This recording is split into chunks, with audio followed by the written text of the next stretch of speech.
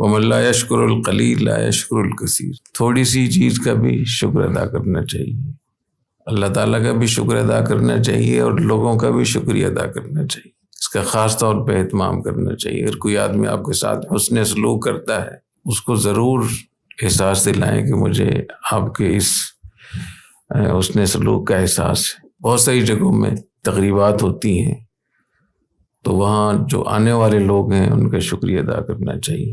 حضور اکرم صلی اللہ علیہ وسلم کس طریقے سے حوصلہ افزائی فرماتے تھے، لوگوں کا اکرام کرتے تھے، اپنا تکیہ پیش کرتے تھے، اپنی چادر بچھاتے تھے، اپنا بستر ان کے لیے پیش کر دیتے تھے، خود بھوکے رہتے تھے اور مہمانوں کو کھانا کھلاتے تھے. عجیز الوفود بمثل ما كنت اجیزهم. فرمایا کہ تمہارے پاس مہمان آئے تو ان کو تحفہ اور ہدیہ اور گفٹ دیا کرو جیسے کہ میں دیا کرتا ہوں.